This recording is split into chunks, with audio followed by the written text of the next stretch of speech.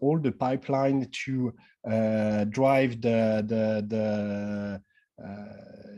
our analysis and then refine it with the full track, which is going to start. And during the fast track, there is some iteration with stakeholders to better know what they need regarding sea level rise projection. And it's what Robert is going to present. And we are going to record this webinar as we usually do. So please validate the prompt you get a couple of seconds before. So Robert, please, the floor is yours. Thank you very much, Gail. So here on the title, what do stakeholders want from sea level rise scenarios? So this is the product of a workshop that we held, and I'll explain a bit more about that workshop as we kind of go through the talk. Now let's see that. And this is, I don't know what happens here. It's not advancing. Oh, there we are. Good. It's advancing. This is actually an official deliverable. I thought I'd note that. So this is available on the Protect website. Summary of the second global stakeholder workshop.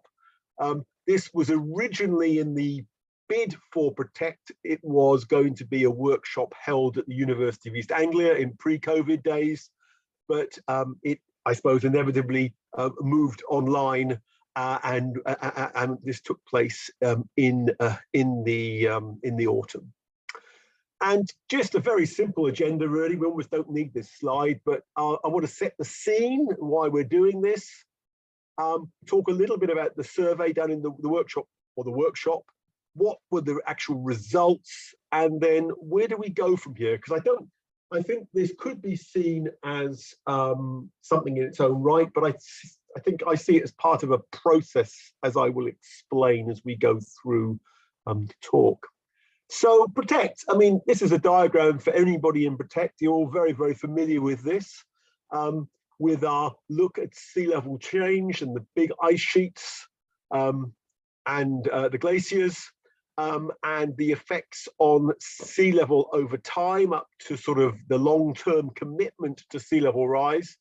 But on the right, we have, what does this mean to society? So we have a big commitment to really translate this science into things that are useful. So we're emphasizing here this idea of co-design, and I put a little ring around the people there, the sort of stakeholders. So, co-design is a process where we don't just produce knowledge, but we interact with users and stakeholders in some kind of process to really better understand what they need, and equally for them to understand what we can provide. So it's a two-way exchange of information and knowledge.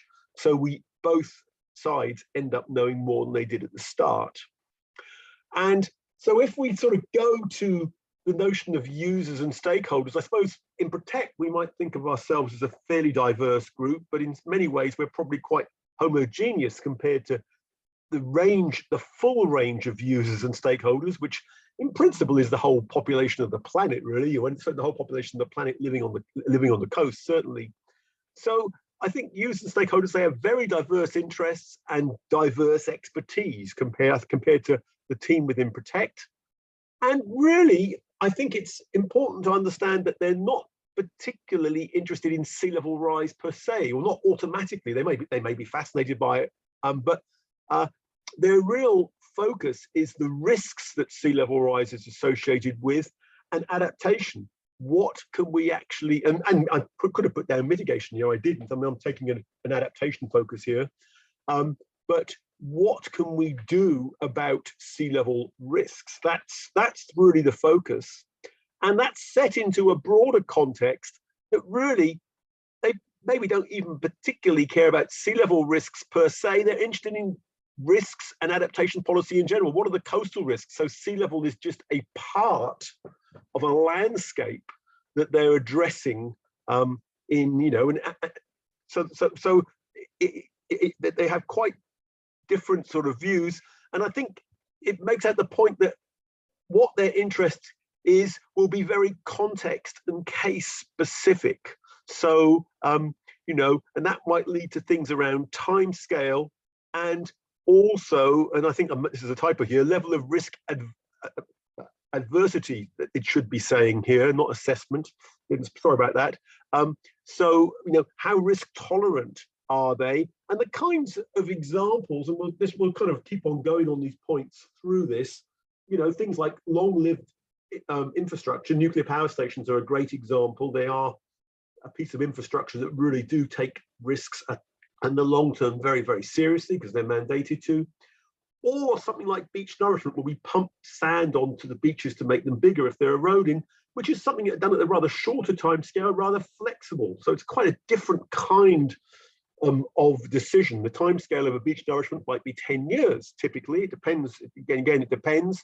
Or if you're managing the natural environment on the coast, where there can be multiple timescales in there, but it raises different kinds of questions. So, and these are all three examples of different kinds of stakeholders we would like to inform with our Protect results. And I suppose this is from Robert Nicholls' paper in 2019 in Earth's Future, which sort of looked at this idea of decisions and recognizing sort of short-term decisions and long-term decisions, and looking at what are the robust ways of making decisions under these different types of decisions, and recognizing that across these domains there were different decisions that could be ascertained doing analysis of the literature and how people behave. So this work here is very much building on that aspect. And this point that coasts are changing, we do focus and probably get very caught up with the issue of sea level rise in Protect. Naturally, it's what we're really sort of trying to understand. But when we think about how coasts are changing, we forget, well, there are other climate change drivers that are affecting the coast. So sea level is one of them, but you know, waves you might see as part of sea level, storms, they certainly influence short-term sea levels, but things like temperature, precipitation, even the CO2 concentration, you know, influencing the ocean pH are having effects. And then lower down, there's lots of other drivers as well. And, you know, I would argue that probably over the 20th century, these other drivers have been much more profound in shaping the world's coasts. And, you know, and so we've got to look at the interplay with this, and stakeholders are aware of this. And so whatever they've seen in their experience is what they bring as their sort of model of how the coast is evolving and what's important. Again, it's going to be very context specific. I think another thing about when you engage with stakeholders is all the different components of sea level. And this is from the SROC, illustrating all the different aspects going on. So the big ice sheets are in here, the glaciers are in here. So what Protect is working on, but there's lots of other things as well. And anybody working on the coast is working on the coast in a particular place. So they're normally local in their perspectives, or maybe regional and national. Few people are actually thinking globally, really. There are some, but most people are thinking at smaller scales than that. So again, back to this point of context, what is the sea level rise? We might use the term relative or local sea level rise at a particular point. That's really what people want to get at, both with in terms of the mean of sea level and also the extremes, what's varying around it. So things like tides, surges, waves, as well as the and also variability in sea level. So things like climatic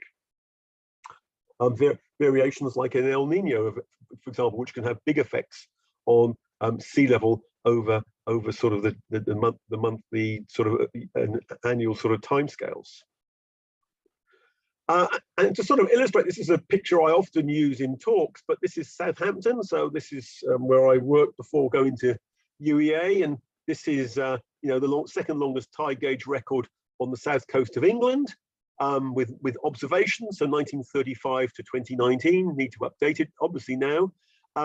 But there's a mean sea level here of 1.7 millimeters per year, but that doesn't flood anybody. But from the same data set, we can extract the highest sea level in the year for each one of these years. So we just so rather than look at the mean, we just take the highest value that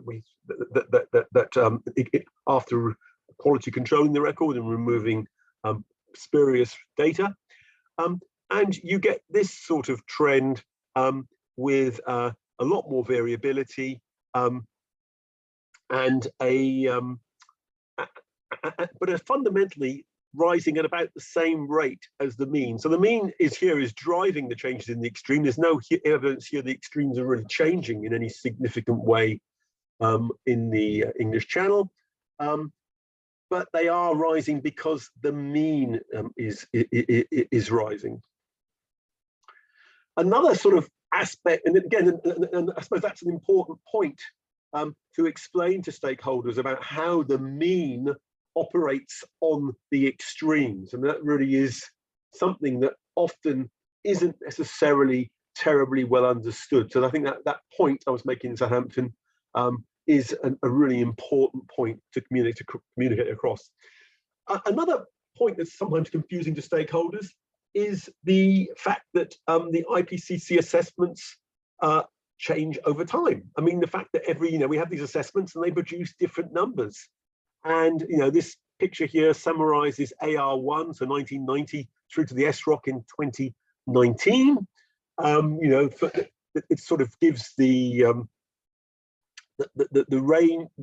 range published in the reports, and as we go forward, we start to see a tail, which is describing something about what the high end might be, which doesn't appear in the earlier analyses. But the fact that the numbers change can be quite confusing to stakeholders in the sense that they tend to see the knowledge, they don't see the knowledge as dynamic. We naturally see dynamic change in knowledge as a good thing, but that isn't necessarily the case for stakeholders, particularly if they've just produced some kind of policy and then suddenly a new number comes along and then somebody points this out. So that can, when you think about people working with this kind of information, they're looking for robustness in knowledge, so it has a time scale in a sort of, so that they can feel comfortable it's not going to change for a few years, and that's an important point to consider. And then we have the sort of the AR6 now has obviously come out, and we have numbers to 2100. They're broad, they're not so different to what came out in the SROC and even in the AR5. They're broadly similar with the central estimates of where sea level rise will go, but they have developed this low likelihood, high impact storyline, for example, shown here, where sea level is getting up to, well, more than 1.5 meters by 2100, with a particular story. Although again, actually talking to stakeholders, sometimes they ask the question, well, what do I do with that? Is that what I plan for? And of course, there are many stories. You can get multiple low likelihood, high impact storylines. So it makes the point that sea level can rise more rapidly. But again, there's the issue about how you translate that into use. And then going beyond to 2300, the tall bar, the difference between SSP to SSP, I'm going to say RCP 2.6 and RCP 8.5 really, the red and the blue, in that low emissions leads to a commitment to sea level rise. So sea level could be rising up to 3 meters in 2300, and it's certainly half a meter. So there's going to be a rise in sea level, even if we achieve the Paris Agreement. But the red bar showing a larger rise, maybe a minimum of about 2 meters, going up to 7 meters by 2300. And the dashed line showing that it could be sort of rises of up to 15 meters cannot be ruled out. But again, sort of this importance about commitment, I think, is something that stakeholders are beginning to sort of realize that sea level is probably going to rise regardless, and the key thing is the rate of rise. And again, as I made the point, they're focused on impact. So what kind of impacts are they worried about? Well, flooding at high tide, rising water tables. If sea level rises, the coastal water table rises, because that's what controls the level of the coastal water table. Flooding during storms, so not flooding at high tide, meaning flooding during extreme events. Salinization of aquifers and estuaries, so salt water pushes further inland. Coastal erosion, so we actually, again, erosion is the physical removal of material rather than the submergence of it temporarily. Or permanent flooding, i.e. areas that were land become submerged, so sort of more extreme than flooding, etc. And you could have a lecture just on coastal impacts of sea level rise. There's quite a lot that could be said about that. And then also stakeholders want to say, well, what adaptation should we take? And, and this is from the SROC, but they're identifying essentially about 6 different adaptations that can be adopted, from kind of do nothing to protect, retreat. I mean, these are kind of classical ones, but recognizing, I suppose, ecosystem-based adaptation. There's a lot of interest in that now. And also, we see around the world a lot of advancing into the sea, particularly in Asia at the present time, but advance into the sea has happened pretty much in every major city that we have on Earth. I mean, London has certainly advanced into the sea. Most coastal towns around the UK have areas where they have advanced, not recently, but in the past. So this is a very common feature of urban and more developed areas. And there's no reason to assume that's going to stop. It's certainly going on today.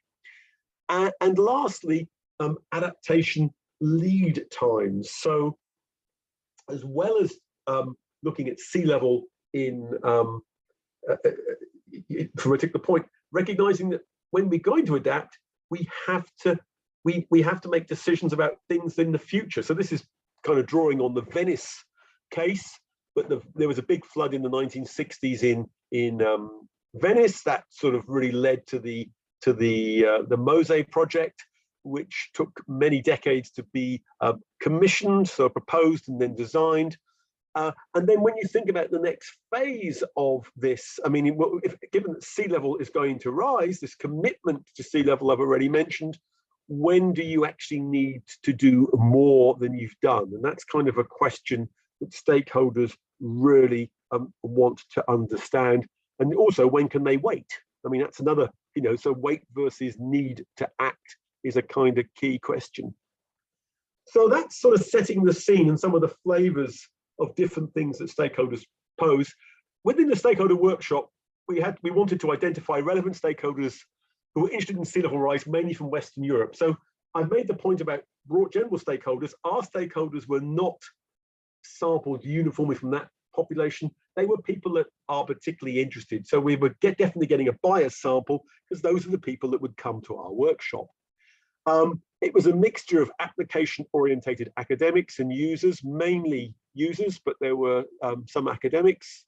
And we had 22 participants, and it was an online workshop. I think I've already said that.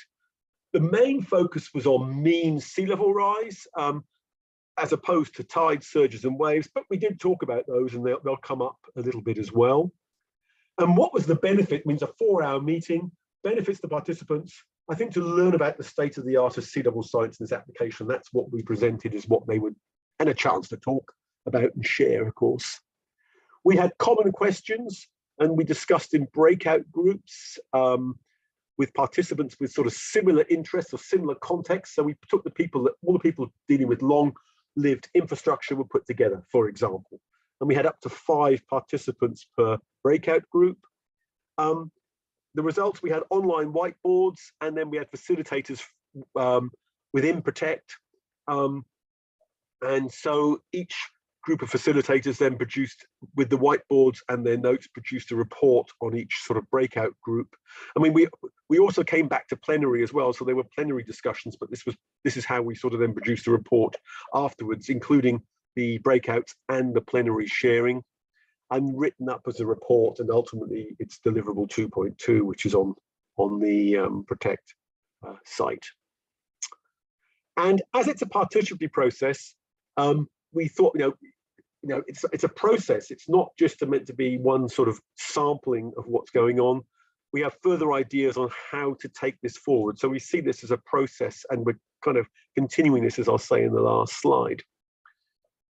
Who came? Well, it's anonymous, so I'm not telling you who actually attended, but just to give you a flavor, where were the countries and what was the expertise? And that's shown here in this list, and drawing out some pictures that sort of summarize it.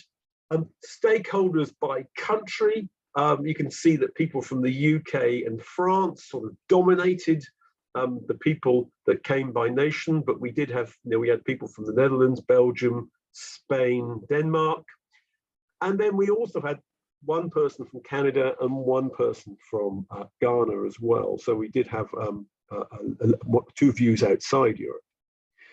And then expertise, stakeholder by expertise.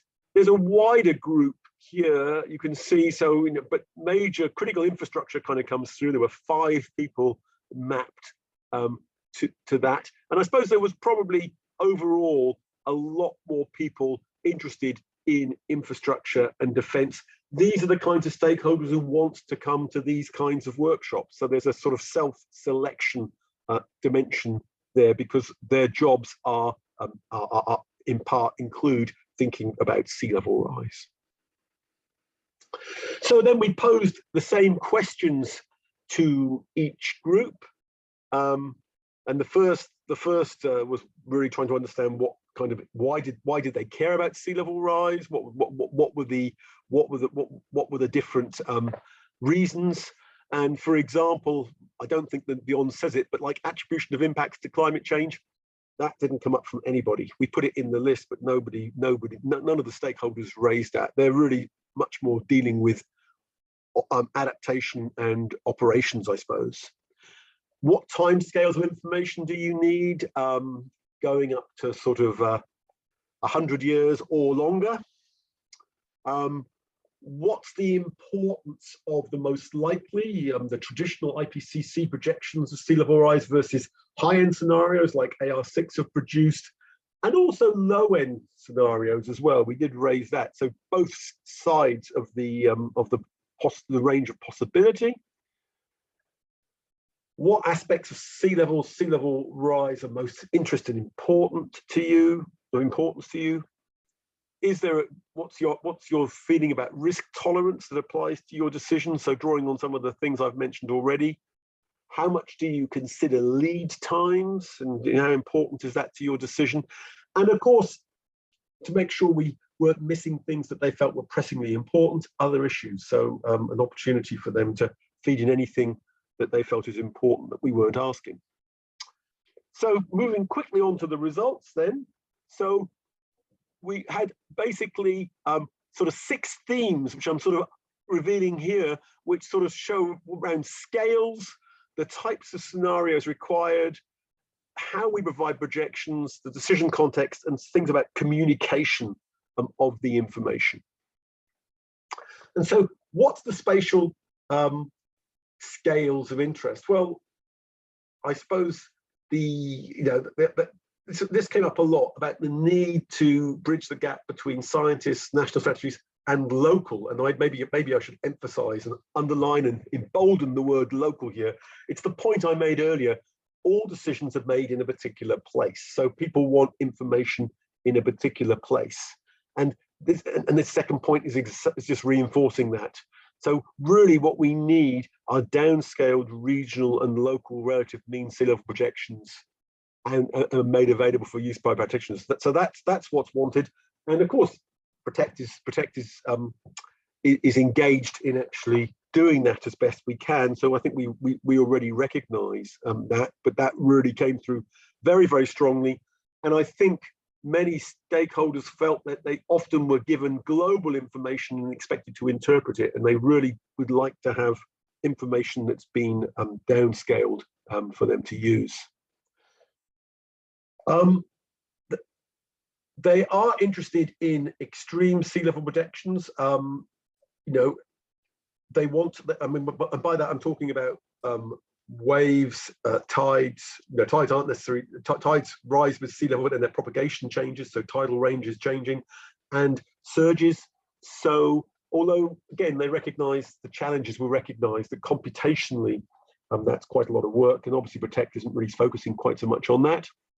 And also the geological components of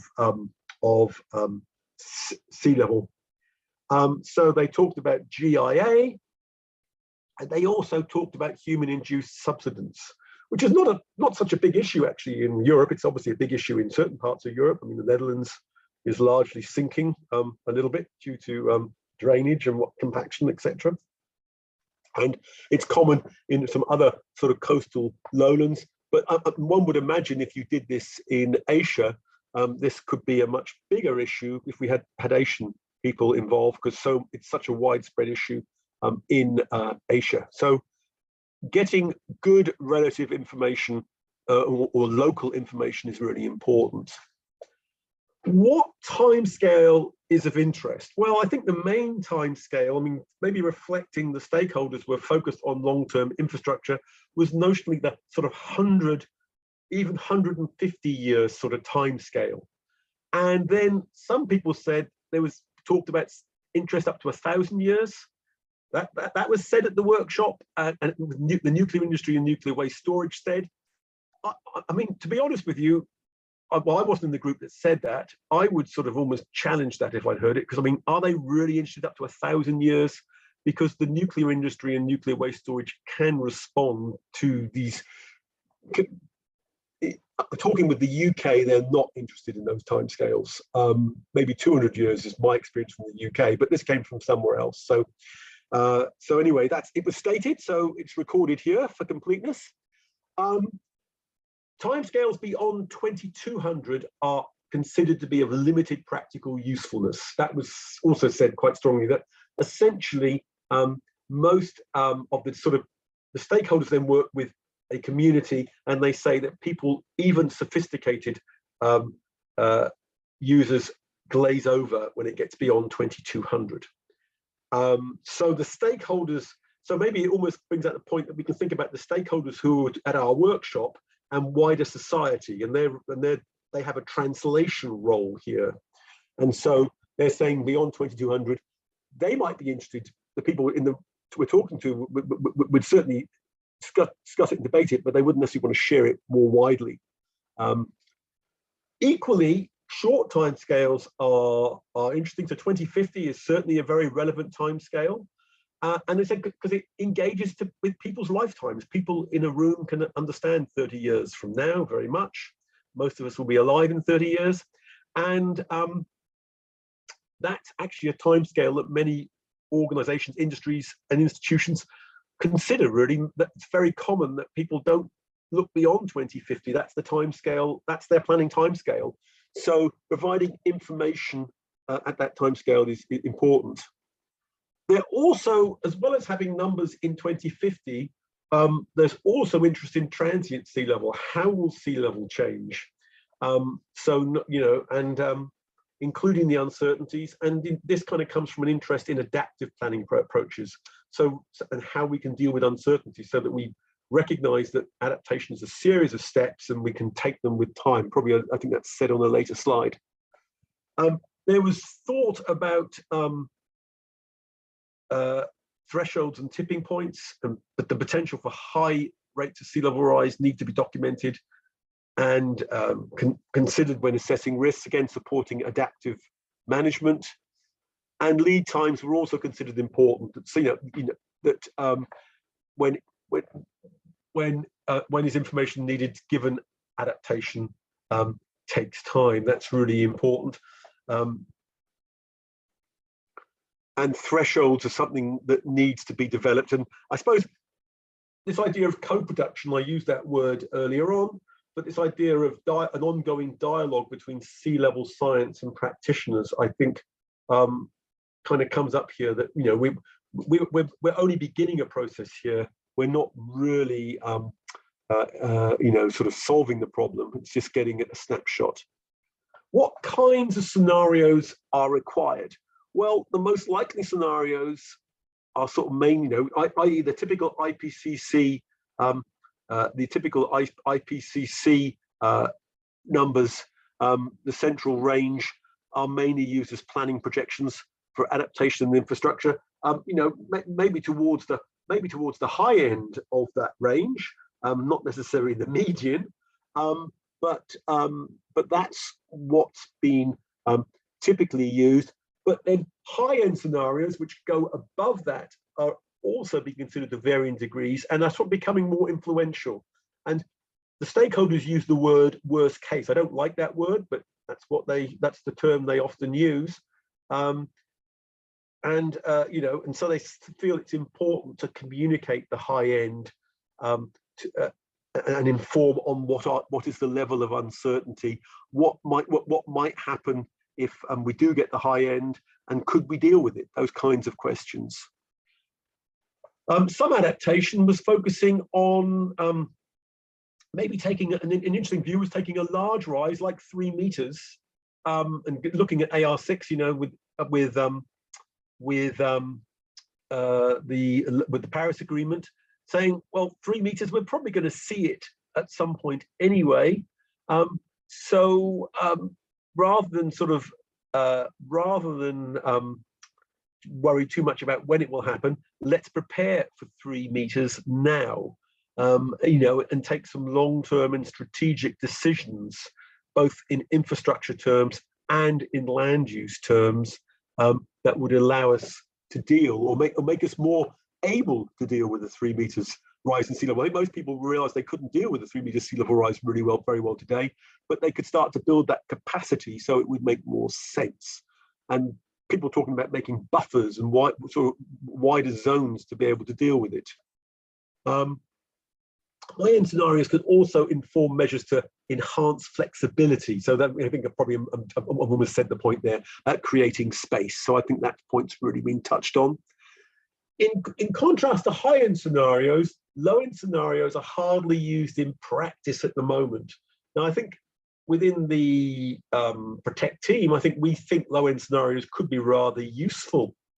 And certainly some of the groups, I think, sort of agreed that they are things that should be explored more. So I think that was, but I must admit, in the group that I led, low-end scenarios, I mean, the first remark I got from about low-end scenarios was, I've never thought about a low-end scenario. What is it? I mean, it really was something, not a concept that some of the stakeholders were familiar with, who had even thought about at all. So that was interesting. So there's a strong asymmetry between high-end and low-end. Maybe changing the scenarios, this kind of builds on the 3 meters idea, changing the use of scenarios to a target-based approach, when rather than will it happen, was considered as a way. It's sort of building on the 3 meters. And then there's a lot of debate about the notion of probabilities or likelihoods, and how do we interpret information, about sea level rise. I mean, recognizing that given if we have a risk-based approach, we really want to know something ideally about its likelihood or probability. But what does that really mean? And I don't think, at present times we're actually really producing that kind of information. And this point here about transparency is important. Co-production, again, would be very useful. So this is probably something where we need, as a science community, to work with practitioners more. The provision of projections and use in their use, I think consistency in downscaling is desirable to avoid inconsistent outcomes. It was mentioned that, for example, the UK CP18 scenarios for 2100, there are 2 methods. There's one set of numbers that end in 2100 and another set of numbers that end in 2300, and they're slightly different. And we're quite comfortable with that, I think, because it's different methods. But many stakeholders are saying that's confusing, and that causes an awful lot of discussion, and kind of almost the groups hang up on that and don't get past the fact the numbers are different. And is there a need to do anything? Also information about the changes in extremes, surges, extreme water levels, waves, etc. It was accepted that making the assumption that these remain constant over time, and I think borne out what we saw in Southampton, actually, that data, it's not an unreasonable first assumption, but that I think there's a desire to see more detailed analysis, and the geological, not forgetting the geological components. So this is reiterating some of the points that have been made under an earlier bullet. And again, this is also reiterating the idea about probabilistic scenarios are often used and are important, but what do they really mean in the context of the sea level scenarios that we produce, and the danger of misinterpretation and misuse. And I suppose, again, it's an interesting point, the stakeholders were acknowledging that probably they need to do some work with us, that rather than, I mean, again, this idea of co-production is a two-way exchange, rather than us providing numbers which they just plug into some kind of model, chuck out a number, dike height is whatever, and do it. I mean, there needs to be a dialogue. And lastly, this, again, the issue of joint probability with things like surges, tides, and waves, as well, which is kind of well known in coastal engineering, but needs to be sort of thought through a bit more. The decision-making context, well, certainly the group were typically risk averse, dominantly across high risk aversion, relatively, probably compared to most stakeholders across the group, which is why they were interested and came along, particularly for the highly developed areas, major coastal infrastructure. Obviously, this has generated the fact we have areas that are lots of risk. That generates money to have the institutions like the Environment Agency or Rijkswaterstaat in the UK and the Netherlands to think about these kinds of problems, and the individuals who then come to our workshops. Again, adaptation as a process involving multiple steps, and this idea again of adaptive management, it's come up under previous bullets, and the fact that we need, I think this adaptive approach needs central estimates and high-end projections, combined with assessing the actual trajectory. So the idea that the importance of measuring sea level was also emphasized. It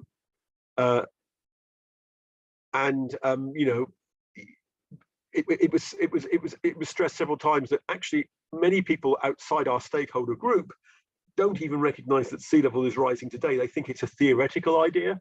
And so it's really important, let's say, to have measurements, local measurements that show sea level is happening where at a particular place. Again, people are a little more suspicious of global numbers.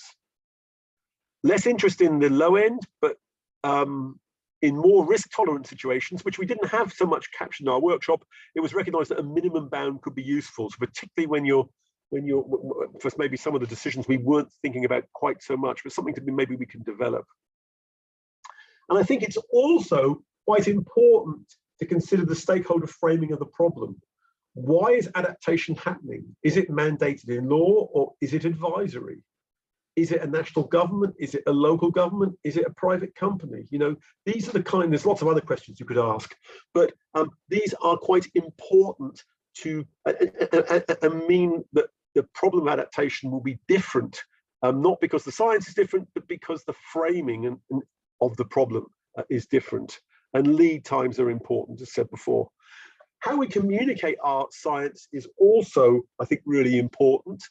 And it's really, and it was considered to be a weakness, this point about UK CP18, which is probably quite a sophisticated process in providing climate information. I mean, it's, I think, the third or fourth generation of those climate scenarios, and yet these two numbers came out, and apparently people were getting tripped up by that, and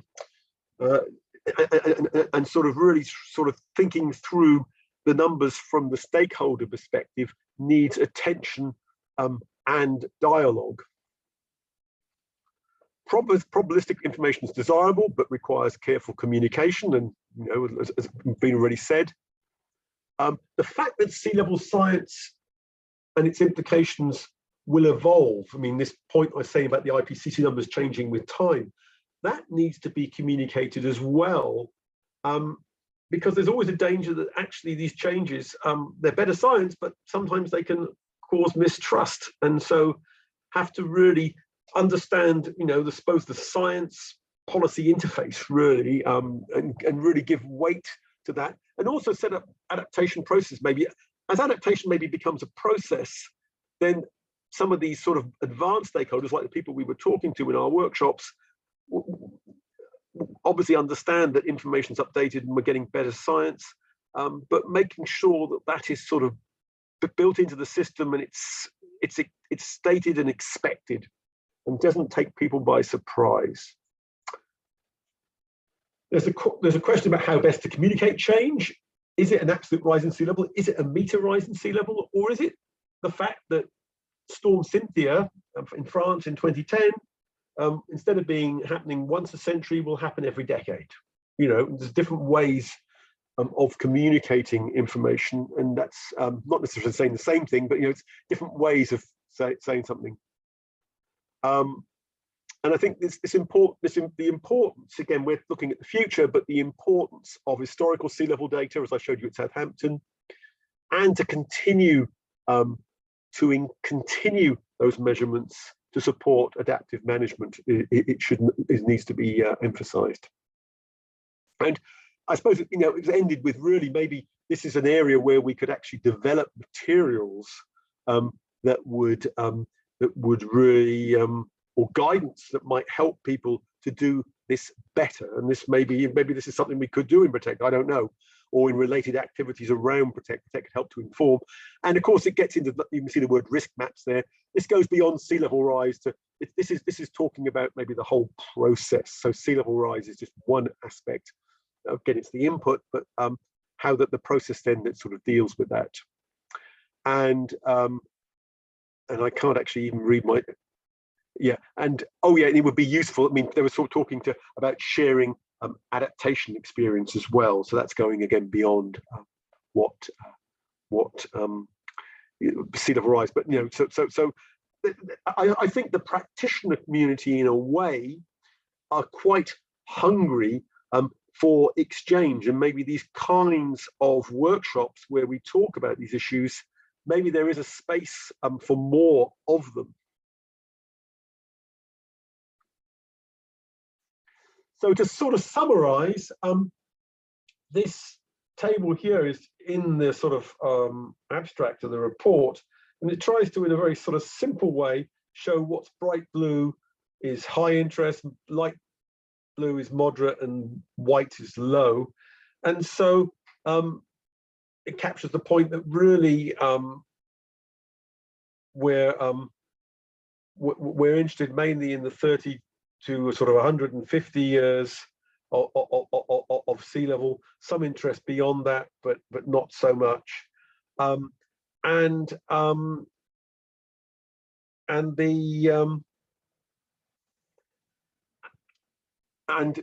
low end scenarios, actually surprisingly low interest at the moment, although I think that's something that was agreed should be potentially developed into the future. So that, I think, it was an interesting insight from the work. So, well, where do we go from this? I mean, this has given us a snapshot of what we are doing, what is needed. I think it's, in terms of Protect, I think it really actually doesn't suggest we should, in the terms of the science that we're doing, we should do anything differently. I mean, it does, I think, give us some guidance on how we might communicate that science. And so I think for Work Package 2 and Work Package 7, it does actually give some guidance on the need to really continue this dialogue, so that we can really help to shape the products as we produce them. Because as you produce products, I think you produce new products, so your stakeholders' views and demands change. It's sort of, I call it the end of the rainbow syndrome, that you always think, well, I want to get there and I will be I will have been successful, but I always finding by getting there to the end of the rainbow, what the customer wants, if you like, has changed. and so the rainbow has shifted. So you're always trying to play catch up. So I think that is where the major implications are for Protect. And so we are actually continuing this dialogue, as you know, with Protect contributing to bigger efforts. So in other words, sustaining the process, and that's what this slide here is trying to capture. And there is actually this meeting in Singapore in July, which is the 5-year follow-up to the New York meeting, World Climate Research Programme's Grand Challenge on regional sea level rise and its impacts. It's actually the swan song of this Grand Challenge, because the Grand Challenge will then close and we'll move on to the new structures of WCRP. So it's Sea Level Rise 2022, Advancing Science, Connecting Society. And it's taking a much stronger, this is something that's been happening through the Grand Challenge as well, in parallel with Protect, that we've been stressing much more the stakeholder dimensions and how you use sea level information. So one day in the Singapore conference will be focused around stakeholders, and to support that, there's some online stakeholder workshops taking place in February 2022, with about 70 people signed up at the moment, and sort of I'm contributing to that. Jan Hinkel is contributing to that as well. So sort of Protect are contributing to that, but it's a bigger process than Protect to help shape and design that.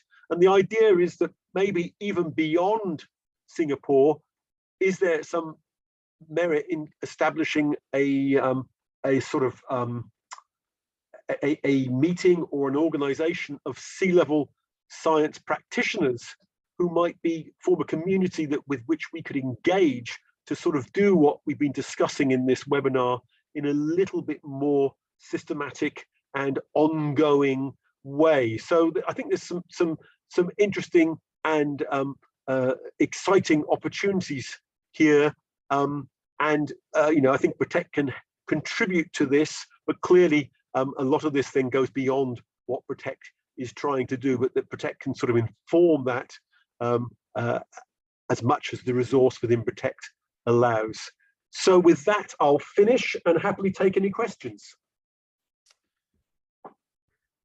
Thanks a lot, Robert. Very interesting. So if anyone has a question, please raise your hand or put it in the chat.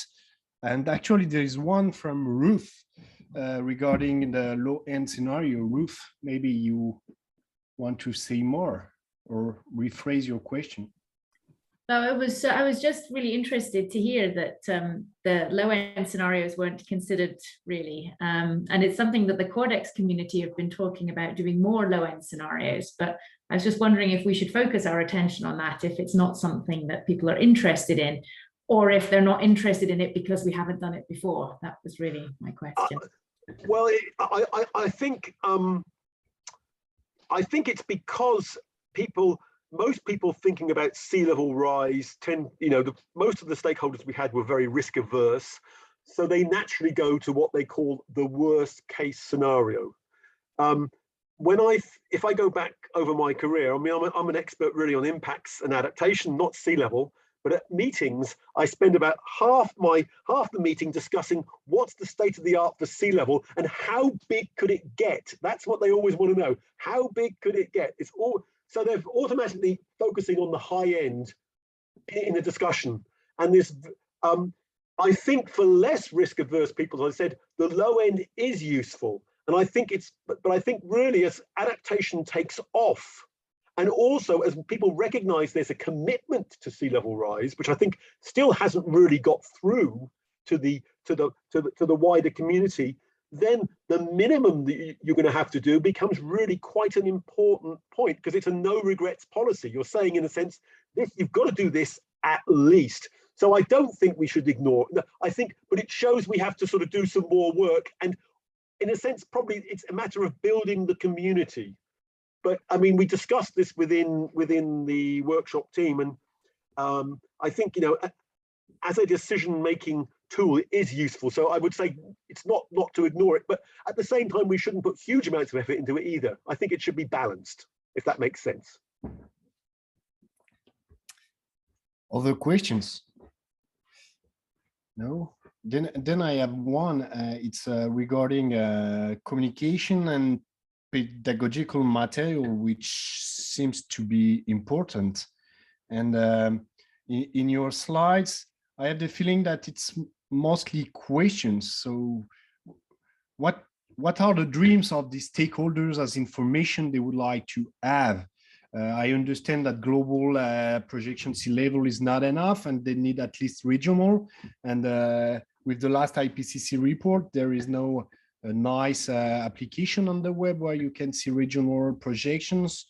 What they want more, what are in their dream the information they would need, which would help us to design this?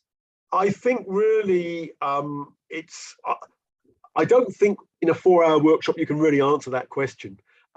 You get flavors of things, but I do emphasize my point about the end of the rainbow syndrome. Whatever you do, as soon as you've done it, they want something different. Of course. But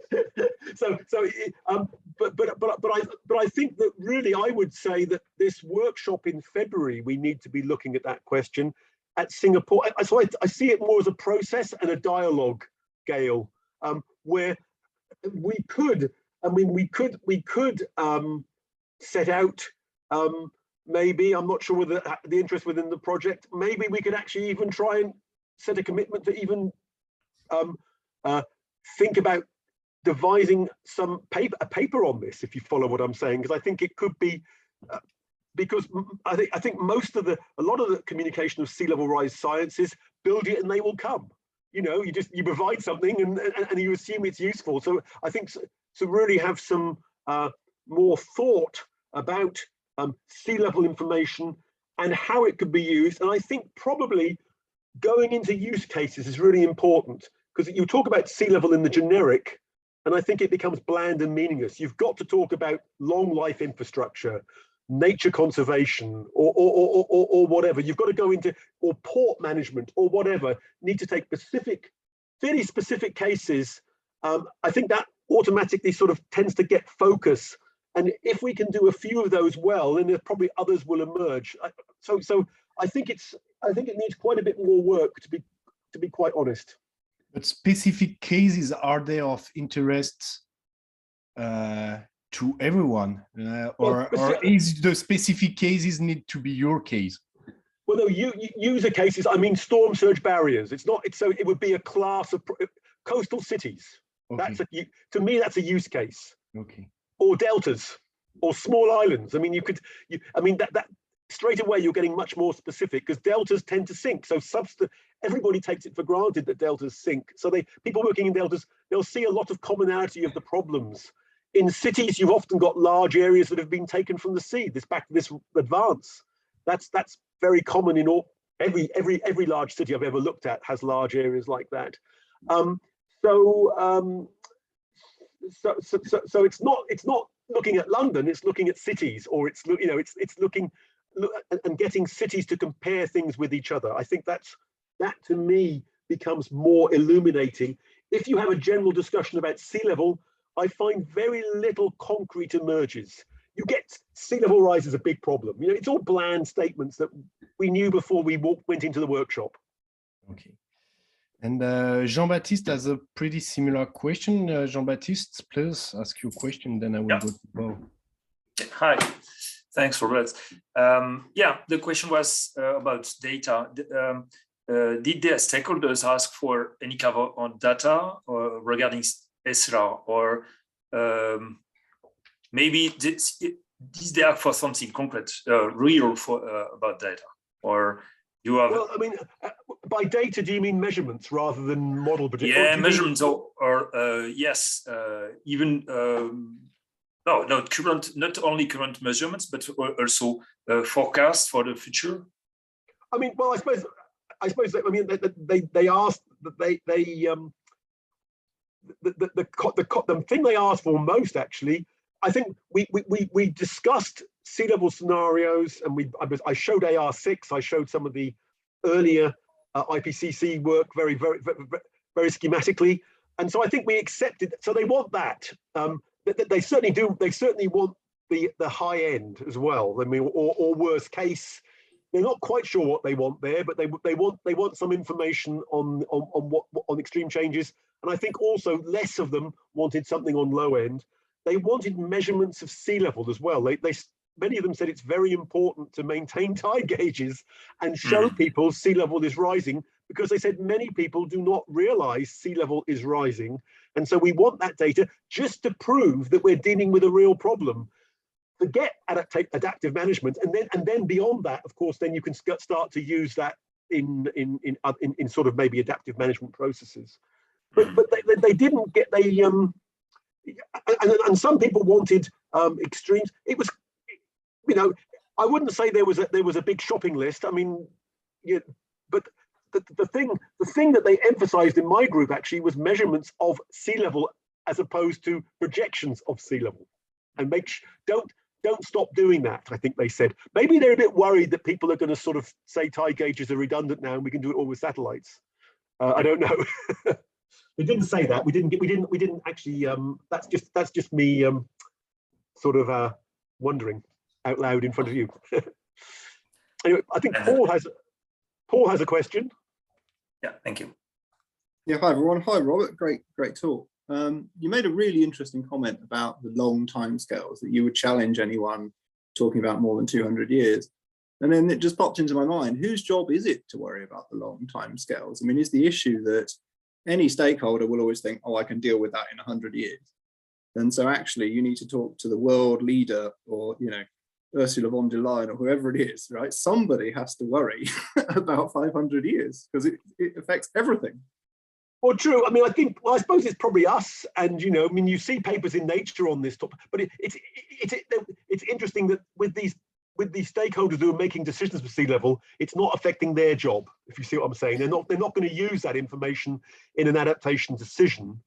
I mean, obviously in Protect, we're going to go 500 years into the future. So I mean, so in a sense, it's probably us, you know, and maybe the science community. We also need to recognise that there's some science that can't be stakeholder driven. No, sure. It's not. I think it's this, but this is, and also maybe there's a different class of stakeholder who wasn't in the room. I mean, if you see, like you say, it's people thinking about the big picture. We were talking about people. You know, these people were all involved with the Thames Barrier, height of dikes in the Netherlands, etc. Their interest at most was national, and they probably all had a specific project they're working on at the moment, if you follow. So they've got a problem, which is, you know, quite a discrete problem, even if they work nationally, or a series of problems nationally. So no, so I think you're right. I mean, but I suppose I made the point how diverse stakeholders are at the beginning, and the stakeholders we had in the room were not a representative sample. They were self-selecting. They were interested enough to give up quite a bit of their time to talk to us. And I suppose you could even think about having another workshop where you talk about the very long term. It is interesting, though. I suppose I do wonder. Again, in Protect, we're going to have plenty of time to think about this.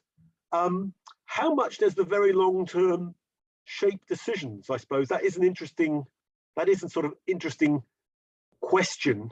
And obviously, with the very stark difference between mitigation and non-mitigative pathways for sea level, I mean, that may well help to push a mitigation agenda.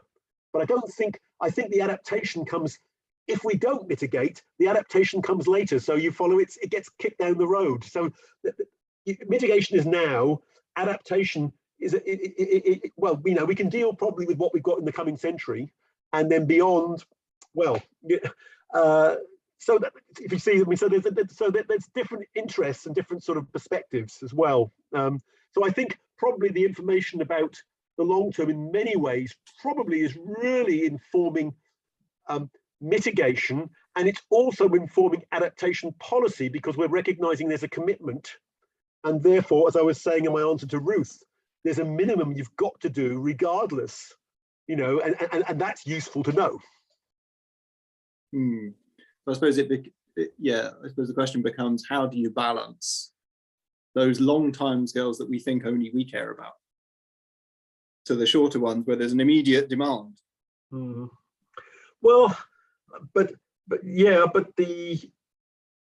suppose, well, there's a question, who actually then responds to that long-term information and makes a different decision because of it? Because people have been talking about long-term changes for a long time.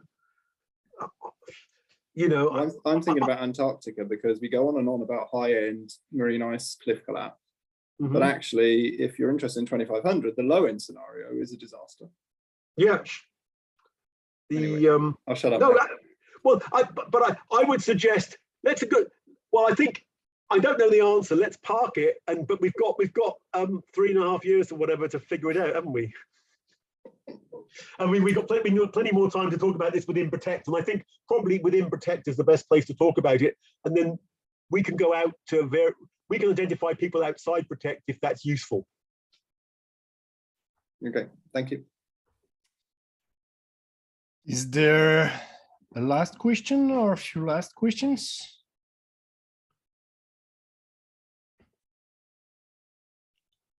Apparently not. So thank you very much, Robert, again for this nice presentation. Thank you all for coming, for your time, and see you soon. In a few weeks, we'll have a new webinar on long-term forcing. So somehow this is related. I don't have the date in mind exactly. Oh, Ruth, you want to say something, please? Yeah, I was just to advertise slightly. It's a bit short notice, but tomorrow we have the Work Package 5 meeting, and we've invited a speaker from the Copernicus Arctic reanalysis to come and talk about it. So if anybody wants to hear more about this new high-resolution reanalysis, then you're most welcome to join, and let me know and I'll send you a link to the meeting. It'll just be a half-hour talk. So that was all I wanted to say, was to advertise a bit. And as an advertisement, the next webinar will be the 25th of January, and speaking more on the long-term forcing and how to produce long-term sea level rise projection and contribution from ice sheets. That's all from my side. So if no hands rise up, I wish you a great afternoon, and see you soon. Thanks again. Goodbye. Thank you. Bye-bye. Thank you. Bye-bye. Thanks, Robert. Thanks. Thank you all. Bye.